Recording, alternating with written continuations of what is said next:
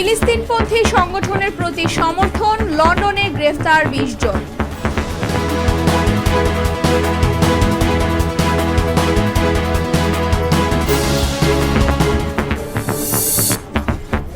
সাত জেলায় 60 কিলোমিটার বেগে ঝড়ের শঙ্কা।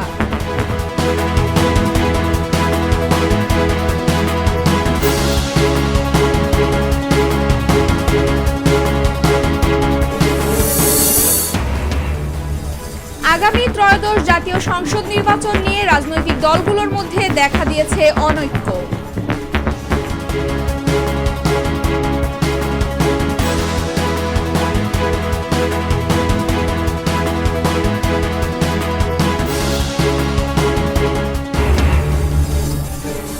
রংপুরে প্রেমিকার সঙ্গে দেখা করতে এসে ভারতীয় তরুণ আটক।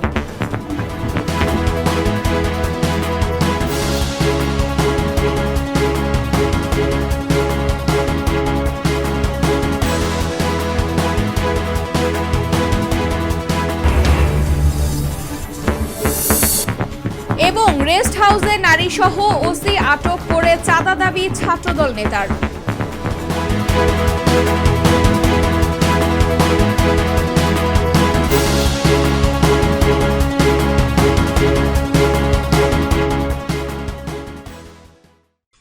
যুক্তরাজ্যে সদ্য নিষিদ্ধ করা সংগঠন প্যালেস্টাইন অ্যাকশনের প্রতি সমর্থন জানানোর অভিযোগে লন্ডনে 20 জনের বেশি ব্যক্তিকে গ্রেফতার করেছে পুলিশ। রয়টার্সের প্রতিবেদনে বলা হয়, ইসরায়েলের প্রতি ব্রিটেনের সমর্থনের প্রতিবাদে সম্প্রতি এক বিমান ঘাঁটিতে ঢুকে 2টি বিমান ক্ষতিগ্রস্ত করেন প্যালেস্টাইন অ্যাকশনের সদস্যরা। বিস্তারিত ডেস্ক রিপোর্টে।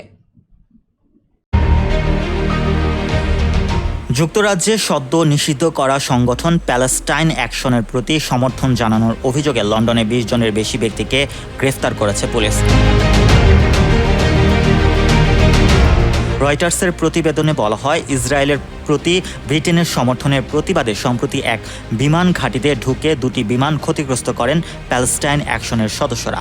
এর প্রতিক্রিয়ায় গত মাসে সন্ত্রাস বিরোধী আইনের আওতায় তাদের নিষিদ্ধ ঘোষণা করে ব্রিটিশ সরকার। গত শুক্রবার গভীর রাতে ব্রিটিশ পার্লামেন্টে প্যালেস্টাইন অ্যাকশনকে নিষিদ্ধ ঘোষণার বিপক্ষে আনা জরুরি আপিলও আদালতে খারিজ হয়ে যায়।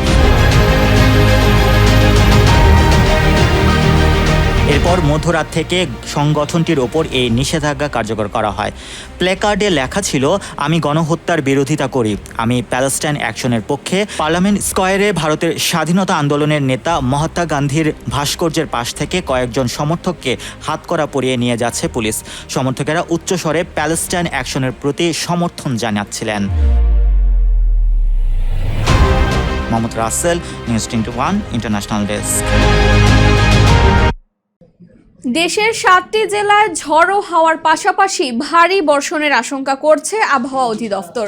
সোমবার দুপুর 1টা পর্যন্ত দেশের অভ্যন্তরীণ নদী বন্দরগুলোর জন্য জারি করা এক সতর্ক বার্তায় এমন পূর্বাভাস দিয়েছে সংস্থাটি। বিস্তারিত রয়েছে ডেস্ক রিপোর্টে। দেশের 7টি জেলায় ঝড়ো হাওয়ার পাশাপাশি ভারী বর্ষণের আশঙ্কা করছে আবহাওয়া অধিদপ্তর। সোমবার দুপুর 1টা পর্যন্ত দেশের অভ্যন্তরীণ নদী বন্দরগুলোর জন্য জারি করা এক সতর্ক বার্তায় এমন পূর্বাভাস দিয়েছে সংস্থাটি। আবহাওয়াবিদ মোহাম্মদ তরিফুল নেওয়াজ কবির স্বাক্ষরিত ওই বিজ্ঞপ্তিতে জানানো হয়েছে, খুলনা, বরিশাল, পটুয়াখালী, নোয়াখালী, কুমিল্লা, চট্টগ্রাম ও কক্সবাজার জেলার উপর দিয়ে দক্ষিণ বা দক্ষিণ পূর্ব দিক থেকে ঘন্টায় 45 থেকে 60 কিলোমিটার বেগে অস্থায়ীভাবে দমকা বা ঝোড়ো হাওয়া বয়ে যেতে পারে। এর সঙ্গে হতে পারে বৃষ্টি অথবা বজ্রসহ বৃষ্টি।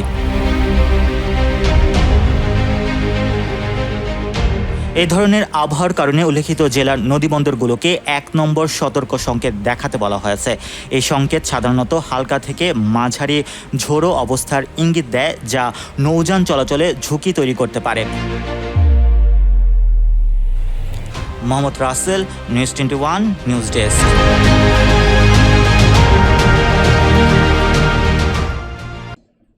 আগামী ত্রয়োদশ জাতীয় সংসদ নির্বাচন নিয়ে রাজনৈতিক দলগুলোর মধ্যে অনৈক্য দেখা দিয়েছে। সংসদ নির্বাচনের দিনক্ষণ চূড়ান্ত না হলেও নির্বাচন নিয়ে রাজনৈতিক বিতর্ক এবং অনৈক্যের খবর পাওয়া গেছে। বিস্তারিত দেখুন ডেস্ক রিপোর্টে। আগামী জাতীয় সংসদ নির্বাচন নিয়ে রাজনৈতিক দলগুলোর মধ্যে অনৈক্য দেখা দিয়েছে। সংসদ নির্বাচনের দিনক্ষণ চূড়ান্ত না হলেও নির্বাচন নিয়ে রাজনৈতিক বিতর্ক এবং অনৈক্যর খবর পাওয়া গেছে। হঠাৎ করে নির্বাচন ইস্যুতে রাজনৈতিক দলগুলোর মধ্যে দূরত্ব তৈরি হয়েছে।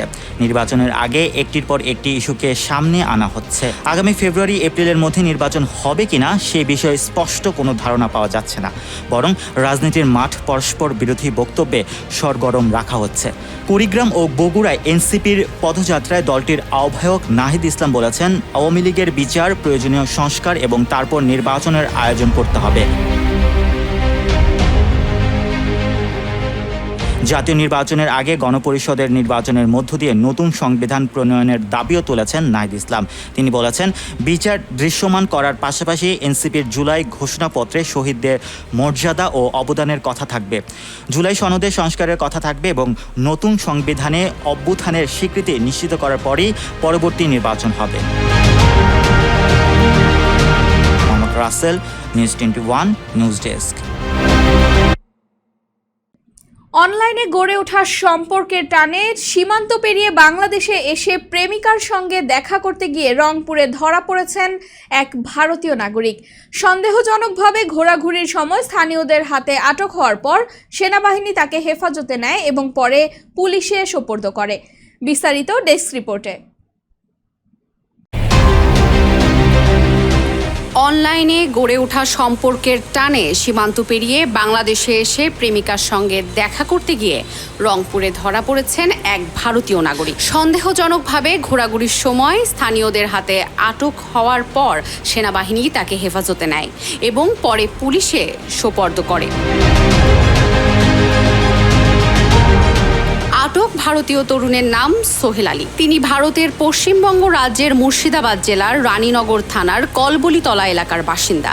তার পাসপোর্ট নম্বর X39553668। তিনি গত 4 জুন 2025-এ বৈধ ভিসা ও পাসপোর্টে বাংলাদেশের চাঁপাইনবাবগঞ্জের সোনা মসজিদ স্থলবন্দর দিয়ে দেশে প্রবেশ করেন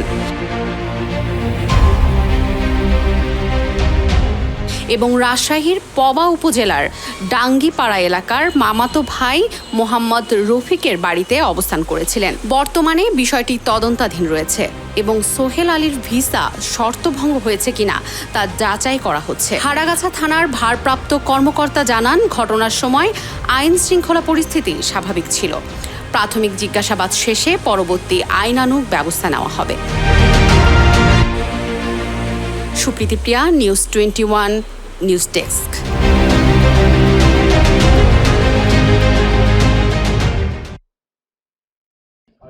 যশোর শহরের পানি উন্নয়ন বোর্ডের রেস্ট হাউসে নারীসহ ওসিকে আটকে চাঁদা দাবির ঘটনায় ব্যাপক চাঞ্চল্যের সৃষ্টি হয়েছে।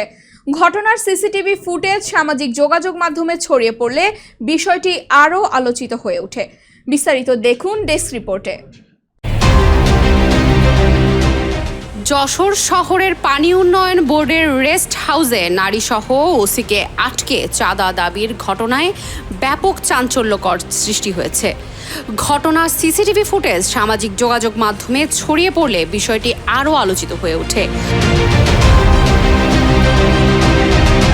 অভিযোগের তীর ছাত্রদলের এক নেতার দিকে, যিনি 5-6 জন সহযোগী নিয়ে সেখানে হানা দেন। ঘটনাটি ঘটে গত 30 জুন সন্ধ্যায়। সিসিটিভি ও সংশ্লিষ্ট সূত্রে জানা যায়, ঝিনাইদহের মহেশপুর থানার ভারপ্রাপ্ত কর্মকর্তা সাইফুল ইসলাম এক নারীকে সঙ্গে নিয়ে যশোর পাউবোর পুরনো রেস্ট হাউসের কপোতাক্ষ কক্ষে অবস্থান করছিলেন।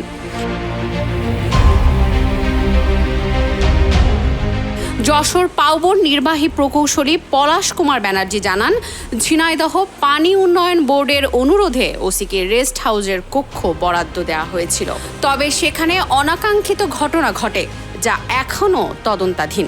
এ বিষয়ে যশোর কোতোয়ালি মডেল থানার ওসি আবুল হাসনাত জানান, ঘটনার খবর পেয়ে পুলিশ ঘটনাস্থলে গিয়েছিল, তবে কাউকে পাওয়া যায়নি। বিষয়টি খতিয়ে দেখা হচ্ছে। সুপ্রীতি প্রিয়া, নিউজ 21, নিউজ ডেস্ক।